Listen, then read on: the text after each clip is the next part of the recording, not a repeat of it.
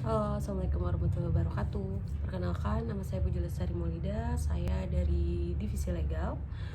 Oke, kali ini saya juga mau sharing tentang buku yang udah di-share dari minggu-minggu kemarin, dan ini kelanjutan dari buku tersebut karena isi bukunya lumayan banyak dan ada beberapa chapter, dan di satu chapter itu bisa sampai 2 judul. Jadi tiap minggunya bakal ngebahas masih di buku ini sampai judulnya selesai, karena buku ini tuh sebenarnya bagus banget buat ke pengembangan diri. Lanjut aja, di minggu kali ini kita akan bahas di lanjutan dari kemarin di chapter ketiga dari bukunya Haimin Sunim, The Things You Can See Only When You Slow Down.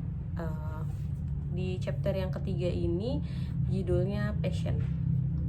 Nah, di minggu kali ini bakal ngebahas di judul yang pertama di chapter yang ketiga, itu judulnya Temper Your Eagerness gitu. Artinya apa namanya, meredakan hasratmu. Jadi ceritanya di yang judul kali ini tuh lebih ke cerita tentang pengalaman dia di masa dia kuliah sampai dia praktek, karena dia kan psikolog ya. Jadi dia ngambil S2 PhD, terus dia cerita gitu tentang pengalaman dia waktu sekolah sampai dia lulus. Jadi dia kan ada pada saat pertama kali, intinya sih dia ceritanya gini. Jadi pertama kali dia masuk kuliah itu, biasalah anak-anak kayak kita yang awal-awal masuk sekolah gimana sih, keinginannya banyak, jadi kayak semangat gitu, hasratnya banyak yang apa ya, yang menggebu-gebu gitu loh. Terus dia semester pertama, semester kedua sampai masih tuh hasratnya terus menggebu-menggebu. Terus ada di mana dia masa dia praktek ini, karena dia PhD kan, psikolog. Nah, dia ini dihadapin sama pasien-pasien yang punya keluhan mental gitu. Nah, karena dia cenderung hasratnya tinggi dan dia tuh berambisi gitu lah, intinya ambisinya tinggi banget karena hasratnya tinggi. Nah, dia tuh berambisi pasiennya dia itu harus sembuh kayak gitu. Nah, ternyata dengan ambisi dia yang tinggi dan hasrat dia yang tinggi itu justru apa ya, berkebalikan dari ekspektasi dia. Jadi dia karena hasratnya dia tinggi, jadi ekspektasi dia itu tinggi gitu.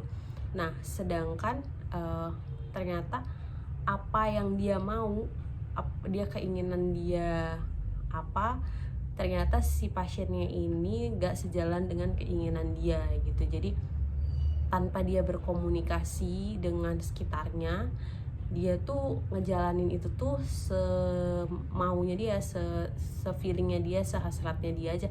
Jadi kayak pokoknya gue harus nyelesain ini case dan gue harus sembuhin orang ini, intinya kayak gitu, tanpa mikirin orang sekitarnya. Nah, dari pengalaman dia itu, jadi dia menyimpulkan bahwa oh, saya tuh salah gitu.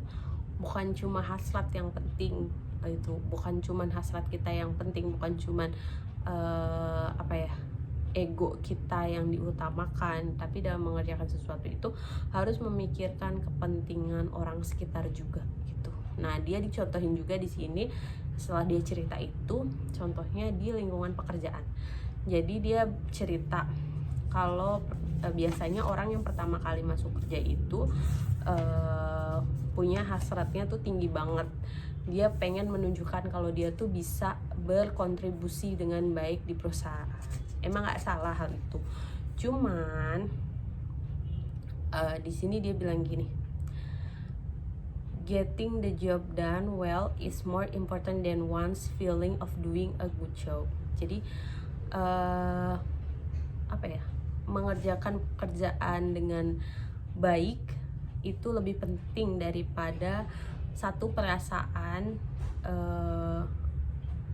mengerjakan pekerjaan dengan good gitu loh. Jadi gimana ya, pekerjaan yang diselesaikan dengan sebaik mungkin tuh lebih penting dari perasaan itu gitu loh. Jadi perasaan yang terlalu hasrat terlalu tinggi gitu, jadi ekspektasi yang dikeluarkan pun tinggi gitu. Jadi jatuhnya justru ketika ekspektasi itu nggak kesampaian realitanya, akhirnya bikin pekerja ini down intinya gitu. Dan selain itu, ketika kita punya hasrat yang tinggi, itu kita juga harus melihat ke sekitar kita, apakah hasrat kita dan ego kita yang tinggi itu mempengaruhi kinerja yang lain kayak gitu. Nah, kalau dari sisi itu tidak bersinergi antara kita dan orang sekitar kita, justru kita harus menurunkan hasrat kita. Jadi bukan berarti kita gak boleh memiliki hasrat dan ekspektasi, tapi yang harus dilihat lagi adalah gimana caranya pekerjaan itu dikerjakan dengan baik dan bersama-sama, karena kebanyakan pekerjaan itu dilakukan secara tim kayak gitu. Bukan mementingkan salah satu pihak atau mementingkan ego kita aja, tapi kita juga harus melihat ke sekitar antara tim kita, antara divisi lain. Hal-hal itu yang harus diperhatikan. Intinya kayak gitu dari buku ini.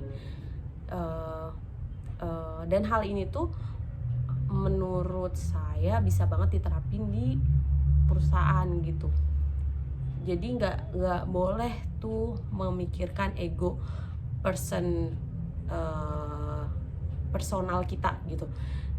Sedangkan antar divisi kita, di dalam lingkup divisi kita ini ada hal-hal yang emang harus diperhatikan dengan orang lain dan divisi lain gitu loh. Hal itu harus diperhatikan karena nanti bakal mempengaruhi hasil dari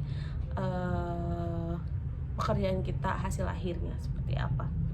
Mungkin itu sih poin yang pentingnya kayak gitu. Jadi kesimpulannya, kita boleh mempunyai hasrat, tapi kita tetap harus memikirkan orang sekitar kita yang bekerja sama dengan kita gitu. Jadi hasil akhirnya tuh nanti bakal berjalan dengan baik hasilnya kayak gitu. Mungkin itu sih yang bisa di-share di minggu kali ini. Semoga bisa bermanfaat buat kita semua. Terima kasih atas perhatiannya. Assalamualaikum warahmatullahi wabarakatuh. Bye bye.